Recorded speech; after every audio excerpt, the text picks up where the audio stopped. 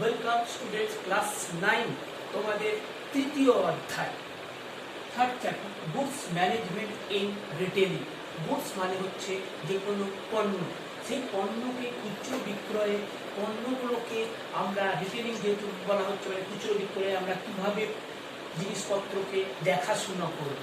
এই ক্ষেত্রে আমরা কি কি করব, জিনিসপত্র কিভাবে দেখাশোনা করব, জিনিসপত্রকে কিভাবে স্টোর করব, গোদামজাত করব, সেগুলো রক্ষণাবেক্ষণ কিভাবে করব, এইটুকু আমরা এই চ্যাপ্টারের মধ্যে পড়ব। এই ক্ষেত্রে সব থেকে বড় জিনিস হচ্ছে পণ্য কোনগুলো, যেগুলোই আমাদের কাছে প্রয়োজনীয়, যেগুলোই আমাদের কাছে ইন্দ্রিয়গ্রাহ্য, মানে যেগুলোকে আমরা দেখতে পাচ্ছি, অনুভব করতে পারছি, সেই সব জিনিসগুলোই হচ্ছে পণ্য। মানে বই খাতার থেকে আরম্ভ করে জামা কাপড়, মোবাইল, সবই আমাদের কাছে পণ্য। এই ক্ষেত্রে পণ্যকে কিন্তু দুভাগে ভাগ করা হচ্ছে। দেখো, একটা হচ্ছে অর্থনৈতিক পণ্য এবং সেকেন্ড হচ্ছে অবাধলব্য পণ্য। অর্থনৈতিক কথাটার সাথেই আমরা এই অর্থনৈতিক পণ্যের ব্যাপারটা বুঝতে পারছি। অর্থনৈতিক মানে হচ্ছে যে পণ্যটা কিনতে আমরা কিছু বিনিময় করছি, মানে টাকার বিনিময়ে কিনছি। বা আগে ধরো যেরকম আমার ঘরে দুধ বেশি হতো, আমি নিয়ে যেতাম বিনিময় প্রথা, নিয়ে যেয়ে যার বাড়িতে চাল বেশি হতো তার কাছ থেকে আমি চাল নিয়ে আসতাম, তাকে আমার উদ্ধৃত দুধটা দিতাম, তার প্রয়োজন থাকতো। তো এই বিনিময়ের মাধ্যমে আমরা যে জিনিসটা, এখন সেটা হচ্ছে টাকা হোক ডলার হোক, বিনিময়ের মাধ্যমে যেগুলো কিনছি সেগুলো হচ্ছে অর্থনৈতিক পণ্য। এবং অবাধলব্য পণ্য কোনগুলো, যেগুলো কিনতে আমরা কোনো টাকা ব্যয় করছি না। থার্ড চ্যাপ্টারের ফার্স্ট পার্ট, খুচরো ব্যবসায় পণ্য সামগ্রী পাওয়া ও গুদামজাত করা। পণ্য সামগ্রী কিভাবে আসবে গুদামের মধ্যে, সেগুলো আমরা কিভাবে স্টোর করব, এইগুলোই আমরা এই চ্যাপ্টারে পড়ব।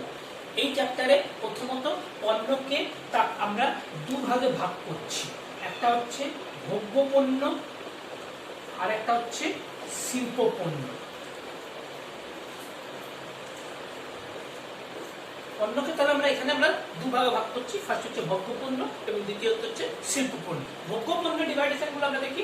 কনভেনিয়েন্স গুডস, কনভেনিয়েন্স মানে হচ্ছে সুবিধাজনক, যে জিনিসগুলো আমাদের কাছে সহজলভ্য, আমরা সুবিধায় কিনতে পারি, বা আমাদের কাছে সহজলভ্য যে জিনিসগুলো, মানে এখানে যে কোনো খাদ্যদ্রব্য হতে পারে, দুধ হতে পারে, চাল হতে পারে, এই জাতীয় দ্রব্যগুলোকে আমরা বলছি আছে কনভেনিয়েন্স গুডস। এবার হচ্ছে shopping consumer goods. Shopping consumer goods বলতে কোনগুলোকে বোঝানো হচ্ছে? শপিং কনজিউমার গুডস হচ্ছে এমন কিছু জিনিস যেগুলো তুলনামূলক মূল্যবান এবং তার অস্তিত্ব, স্থায়িত্ব অনেক বেশি, যেমন, এবং মানুষ কেনার সময় সেই জিনিসগুলো কেনার আগে কিন্তু ভাবনা চিন্তা করে কিনে। ধরো তোমার টেলিভিশন, মোবাইল বা কম্পিউটার, যেগুলো স্থায়িত্ব মিনিমাম 4 বছর 5 বছর বা তার থেকে বেশি কম, এইভাবে সেগুলো কেনার আগে কিন্তু মানুষ 2 বার থেকে 4 বার ভাবনা চিন্তা করে কিনছে। Speciality consumer goods, speciality consumer goods কোনগুলো হচ্ছে? যেগুলো হচ্ছে স্পেশাল, মানে কিছু আমাদের কাছে আরো বেশি স্পেশাল, মানে স্পেশাল মানে যে জিনিসটা আমরা বলছি, যেটা আমাদের কাছে খুব বেশি গ্রহণযোগ্য হতে পারে, সেগুলো কিন্তু অর্থনৈতিক ক্ষেত্রে যারা মানে অনেক বেশি ক্ষমতাধারী, তাদের ক্ষেত্রে এই সব দ্রব্যগুলো, যেমন তোমার মূল্যবান, বহুমূল্যবান গাড়ি হতে পারে, অ্যান্টিক হতে পারে, গয়নাপত্র হতে পারে, যেগুলো আমাদের কিন্তু নেসেসারি নয়, প্রয়োজনীয় নয়, কিন্তু এগুলো হচ্ছে আমার স্ট্যাটাস মেনটেন করা, বা আমার টাকা থাকলে আমি এগুলোর পিছনে সেই টাকা খরচ করি বিলাসিকতার জন্য। এইবার দেখো কনভেনিয়েন্স গুড, যেটা প্রথম পয়েন্টে আমরা ছিলাম, মানে সুবিধালভ্য জিনিস। এই কনভেনিয়েন্স গুডটাকেও কিন্তু দুভাগে ভাগ করা আছে, স্টেপল এবং ইম্পালস। স্টেপল মানে হচ্ছে সেই জিনিসগুলোই যেগুলো আমাদের একদম প্রয়োজনীয়, মানে ধরো নিড নেসেসারি, ধরো চাল ডাল আটা তেল, এইগুলো হচ্ছে স্টেপল কনভেনিয়েন্স গুডস বলা হচ্ছে, staple convenience goods. And impulse convenience goods কোনগুলো হচ্ছে? সেই সব বস্তুগুলো যেগুলো আমাদের কিন্তু হঠকারিতায়, খুব একটা প্রয়োজন নেই কিন্তু হঠকারিতায় কিনে নিই। যেমন ধরো আমি দোকানে গেছি চাল কিনতে, আমি কিছু টাকা বাকি আছে, আমি সেখান থেকে একটা ক্যান্ডি কিনে নিলাম, চকলেট বা একটা আইসক্রিম কিনে ফিরে এলাম। তো এই দ্রব্যগুলো হচ্ছে ইম্পালস কনভেনিয়েন্স গুডস। রিটেল প্রোডাক্টকে আমরা আবার গুডসকে আবার স্থায়ী, অর্ধস্থায়ী এবং অস্থায়ী, এই 3 ভাগেও আমরা ভাগ করে থাকি। যেমন স্থায়ী বলতে ডিউরেবল গুডস, যেগুলো টেকসই, লংজিভিটি অনেক বেশি, যেমন ধরো গাড়ি, আসবাবপত্র, যেগুলো একবার কিনলে 10 বছর 20 বছর তাদের স্থায়িত্ব থাকে। সেমি ডিউরেবল গুডস, যেগুলো হচ্ছে অর্ধস্থায়ী। অর্ধস্থায়ী মানে ধরো তোমার জামা কাপড়, গয়নাপাতি, এগুলো 2 বছর 3 বছর, তাদের একটা লংজিভিটি খুব বেশিও না আবার খুব কম নয়, সেই রকম জাতীয় প্রোডাক্টগুলোকে আমরা সেমি ডিউরেবলস বলছি। এবং নন ডিউরেবল ফুড কোনগুলো হচ্ছে সেই প্রোডাক্টগুলো যেগুলো স্থায়িত্ব খুবই কম, ধরো দুধ, পাউরুটি, কেক, এই জাতীয় জিনিসগুলো যেগুলো 1-2 দিনের মধ্যেই পচন ধরে যায়, এই জাতীয় প্রোডাক্ট। পণ্যের মধ্যে আমরা ডিভাইডেশনের মধ্যে আরেকটা পার্ট, একটা অংশ আমরা দেখে নিই, সেটা হচ্ছে নন সাউন্ড কনজিউমার গুডস। নন সাউন্ড, সাউন্ড মানে কথাটার মানেটাই হচ্ছে চাওয়া, তাহলে নন সাউন্ড মানে যেগুলো আমরা চাই না এরকম পণ্য। দেখো যেমন কোনো জীবন বীমা, আমরা যেগুলো ক্রেতা সাধারণত কিনতে চাই না, কোনো বীমা সংক্রান্ত, কোনো ইনভেস্টমেন্ট সংক্রান্ত, কিন্তু যেগুলো ক্রেতা লাইফকে কভার করছে, যেগুলো ক্রেতাদের তাদের নিজেদের জন্য জিনিসটা কেনা, কিন্তু আমাদের এইসব কোনো রকমের বিমা করার ক্ষেত্রে, আমাদের ইন্স্যুরেন্সের ক্ষেত্রে আমাদের ইচ্ছাটা অনেক কম থাকে। এই জাতীয় প্রোডাক্টগুলোকে নন সাউন্ড কনজিউমার গুডস বলা হয়।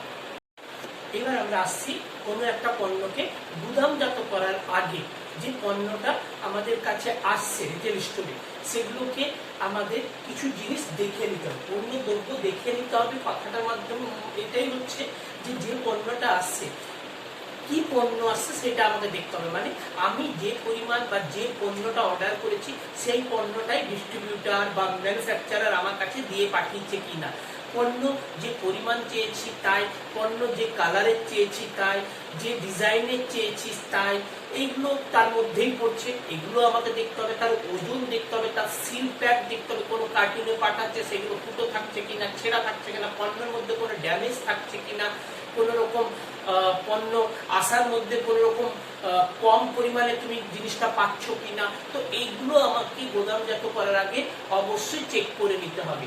এক্ষেত্রে আমাদের আরেকটা খুব মোস্ট ইম্পর্টেন্ট জিনিস থাকছে চালান। চালান কোন জিনিসটা? চালান হচ্ছে তুমি কোনো একটা পণ্য অর্ডার করেছো একটা ডিস্ট্রিবিউটারকে, মনে করো তুমি 50 পিস শার্ট অর্ডার করেছো, তিনি পাঠাচ্ছেন সেই 50 পিস শার্ট। তো তিনি যে জিনিসটা পাঠাচ্ছেন সেখানে তিনি একটা চালান দিবেন। চালানটাতে কি থাকছে?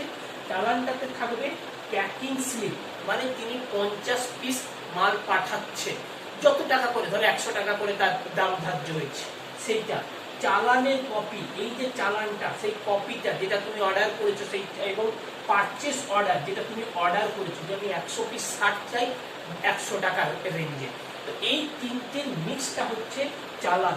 যেটা চালান কপিটা হচ্ছে যারা জিনিসটাকে বহন করছে, any type of transporter, courier, say truck হতে পারে, ট্রেন হতে পারে, বা ছোট গাড়িতে যে নিয়ে আসছে রিস্কাওয়ালা হতে পারেন, যিনি তোমার কাছে মালটা পৌঁছে দিচ্ছেন, তার কাছে চালান কপিটা থাকবে, যেটার মধ্যে তোমার তিনি কি পাঠাচ্ছেন তার পুঙ্খানুপুঙ্খ থাকছেন, তার রেট থাকছেন, এবং তুমি কি অর্ডার করেছিলে তারও কপি থাকছে। এই মিক্সটা হচ্ছে চালান কপি।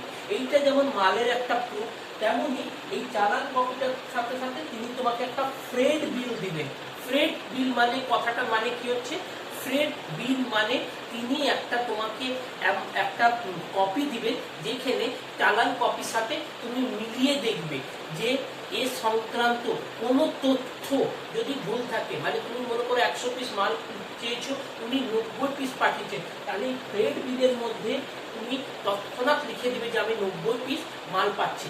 চালানটা হচ্ছে ট্রান্সপোর্টার কোম্পানি প্রথমে জিনিসটা রিসিভ করছেন, তখনই কিন্তু তিনিও রিসিভ করছেন, তিনি কিন্তু ডিস্ট্রিবিউটারের কাছ থেকে রিসিভ করে নিচ্ছেন চালানটা দেখে নিয়ে, যে পারচেস অর্ডারে এবং প্যাকিং 100 পিস মালেরই অর্ডার ছিল, 100 পিসই প্যাকিং হয়েছে, তার দায়িত্ব 100 পিস থেকে যখন বুঝে নিয়েছে, তাহলে তারই দায়িত্ব তোমার রিটেল স্টোরে এসে 100 পিস মাল স্টোর করে নিজের দায়িত্বটা খালাস করবে। এবার 100 পিস থেকে যদি জিনিসটা 90 পিস রিটেল স্টোরে আসে, তাহলে লায়াবিলিটির কার্ড থাকছে, যে এখানে ট্রান্সপোর্টার থাকছে অবশ্যই, কারণ তিনি চালান কপি মিলিয়ে প্রথমে 100 পিস মাল নিয়েছেন। তবে অতএব রিটেলার যদি এখানে মালটা ফ্রেড কপিতে মেনশন করে দেন যে আমি মাল 90 পিস পাচ্ছি, তাহলে ডিস্ট্রিবিউটার লায়াবিলিটি নয়, লায়াবিলিটি থাকছে ট্রান্সপোর্টারে। এখানে আমরা পণ্য পরীক্ষা একটা পয়েন্ট লিখেছি। পণ্য পরীক্ষা বলতে সেই জিনিসটা, মানে যে জিনিসটা আমার কাছে আসছে সেটা যথা পরিমাণে আছে কিনা, ঠিক আছে কিনা, কোনো ডিসপুট আছে কিনা, এই পরীক্ষাগুলো আমাদেরকে করতে হবে। সেগুলোকে যথাসম্ভব সেফটিভাবে সেগুলোকে গুদামজাত করতে হবে। গুদামজাত করার জন্য আমাদের কিছুগুলো দায়িত্ব বা কিছুগুলো জিনিস আছে যেগুলো আমাদেরকে গুদামজাত করতে দেখো সাহায্য করে। যেমন এখানে মানুষ যেমন লেবার বা কর্মী যেমন গুদামজাত করতে সাহায্য করছেন, সেক্ষেত্রে আরও কিছু যন্ত্রপাতি থাকে সেগুলো আমাদেরকে গুদামজাত করতে সাহায্য করছে। এক্ষেত্রে পণ্য গ্রহণের যিনি ম্যানেজার থাকছেন তার কিছু দায়িত্ব থাকছে। তাকে গুদামজাত করার ক্ষেত্রে তাকে কিছুগুলো ডিসপ্যাচ, মানে মালটা যেখানে ডিসপ্যাচ হয়েছে এবং রিসিভিং এর মধ্যে তার যেসব কর্মগুলো রিসিভিং যখন তিনি করছেন সেক্ষেত্রে তিনি কিছুগুলো কাজ বা স্টেপকে ফলো করছেন রিসিভ করার পর। প্রথমে হচ্ছে প্রেরিত অর্ডারের রিন্ডার, মানে যে অর্ডারটা তিনি প্রেরিত করেছিলেন সেটার কপিটাকে তিনি চেক করছেন, মিলিয়ে দেখা অর্ডারের কপি মিলছে কিনা। তার অর্ডার যেটা ছিল সেই অর্ডারের কপিটার সাথে তারা যে মালটা পাঠিয়েছে সেই অর্ডারের কপিটাকে তিনি চেক করলেন যে হ্যাঁ আমি 100 পিসই অর্ডার করেছিলাম, 100 পিস। পণ্যের ইনভয়েসের সই করা কপি নেয়, যে ইনভয়েস যেখান থেকে পাঠিয়েছে যে এই 100টা পিস জিনিসের দাম 100 × 100 টাকা, 100 টাকা, সেই কপিটাও তিনি রিসিভ করছেন।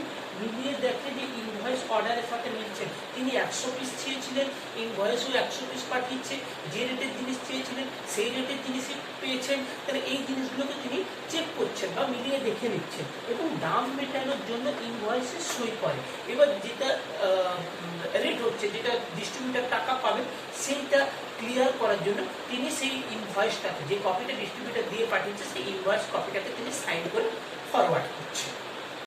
এইবার পণ্য গ্রহণের যখন আমরা ম্যানেজারদের ফলো চার্টটা দেখলাম, তেমনি স্টাফের ফলো চার্ট, যে ফলো মানে হচ্ছে যে রেখাতে তেনারা কাজ করছেন সেই হিসাবে পণ্যটি এসে পৌঁছায় তার গুণমান এবং পরিমাণ, যে গুণগত দিক থেকে পণ্যটা ঠিকঠাক আছে এবং তার পরিমাণটা তিনি পরীক্ষা করে দেখবেন, তারা পরীক্ষা করে দিচ্ছে। ডেলিভারির সাথে ইনভয়েস বানানো, মানে যেটা ইনভয়েস তারা অর্ডার করেছিল ডেলিভারি হচ্ছে সেই জিনিসটাকেই আবার চেক করে নেওয়া। পণ্যটি বিক্রয়ের জন্য সেলিং ফ্লোরে রাখা বা গুদামজাত করা, যে হয়তো গোদামে মালটা যাওয়ার থাকলে গোদামে প্রেরণ করা, বা যদি ফ্লোরেই সেগুলোকে ডিসপ্লে করা হয়ে যাবে কুইকলি, তাহলে সেগুলোকে সেই পজিশনে নিয়ে যাওয়া। ডেলিভারি সই করা এবং পেপার ম্যানেজার কাছে, এবং ডেলিভারির জিনিসপত্র তিনি সই করে নিচ্ছে তারা যে আমরা পেয়ে নিয়েছি, এবং পেপারটাকে সেই ম্যানেজার তার কর্তৃপক্ষের কাছে সেন্ড করে দিচ্ছি। এবার আমি একটু আগে বলেছিলাম যে এইগুলোকে গুদামজাত করার সময় মানুষ যেমন কাজ করছে, তেমন ধরো মানুষ ছোট আকারের জিনিস বা দু একটা জিনিস সেটা তারা গোদামজাত করছে। যখন সেটা বেশি পরিমাণে, এক লক্ষে অনেক বেশি পরিমাণে জিনিস গোদামজাত করতে হবে, বা অনেক বড় ভারী জাতীয় জিনিস গোদামজাত করতে হবে, বা অনেক উঁচুতে করতে হবে, তখন কিছু মেশিনারিজের সাহায্য নেওয়া হয়। যেমন দেখো ক্রেন, আমরা ক্রেন সবাই চিনি, ক্রেনের সাহায্যে মালটা উপরে নিয়ে যেতে বা তুলতে, যে কোনো কর্নারে পৌঁছতে ভারী জিনিসকে সাহায্য করে। ট্রেলারটাও ঠিক একই রকমই কাজ করছে। সিলিং, যারা উঁচু জিনিসপত্রগুলো নিয়ে যেতে কাজ করছে। প্যালেট, এগুলো ফ্লোরের মাঝামাঝি জিনিসগুলোকে নিয়ে যেতে কাজ করছে। তো এই টাইপের মেশিনগুলো এই গুদামজাত করতে কাজে করছে। যখন এই জিনিসগুলো আমরা দেখছি, ট্রেলার, প্যালেট, সিলিং, ক্রেন, এই জিনিসগুলো যখন আমরা ব্যবহার করছি, তখন কিন্তু আমাদের মাথায় রাখতে হবে এই জিনিসগুলোর সব থেকে বড় জিনিস হচ্ছে সেফটি, মানে জিনিসগুলোকে থেকে নিরাপদ থাকতে হবে, জিনিসগুলোকে আমাদের নিরাপদভাবে ব্যবহার করা জানতে হবে। মানে উপযুক্ত কর্মচারী দরকার, কর্মী দরকার, যারা এই ক্রেন বা প্যালেট বা তোমার এই জিনিসগুলোকে সঠিকভাবে চালাতে পারে, এই দ্বারা মাল উঠাতে পারে, ঠিক জায়গায় পৌঁছাতে পারে, সিলিংয়ে তুলে রাখতে পারে, সেরকম কর্মীর দরকার।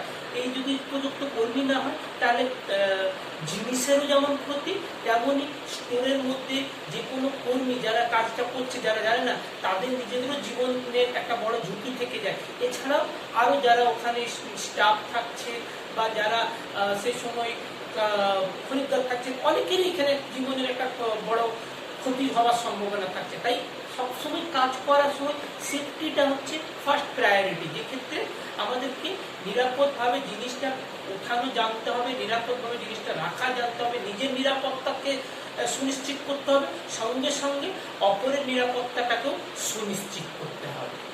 এই সেফটিগুলো আমাদেরকে রাখতে হবে যাতে এই জিনিসগুলো ঠিকঠাকভাবে প্যাকিং করা বা স্টোর গোডাউন করা যায়। তো আমরা পুরো চ্যাপ্টারটাতে কি বুঝলাম যে কিভাবে আমরা মালকে গুদামজাত করব, সেই হিসাবে ম্যানেজারের কি থাকছে, মালটা কিভাবে আসছে, আসার জন্য যেটা ইম্পর্টেন্ট জিনিস হচ্ছে চালান কপিটা কি জিনিস, চালান কপি, ফ্রেড বিল, ফ্রেড মানে হচ্ছে মালবাহী গাড়ি, এই ফ্রেড বিলের সাথে চালান কপি যেটা আছে, ফ্রেড বিলে আমরা কিভাবে সাইন করছি, জিনিসটা পুঙ্খানুপুঙ্খ বুঝে নিচ্ছি, পারচেস অর্ডারের সাথে আবার বুকিং যেটা করেছি সেই অর্ডারটাকে মিলিয়ে নিচ্ছি, এই মিলিয়ে নিয়ে আমরা সেই জিনিসটাকে তার গোদামে বা ফ্লোরে আমরা সেটাকে স্টোর করছি। এটাই হচ্ছে আমাদের এই চ্যাপ্টারটা।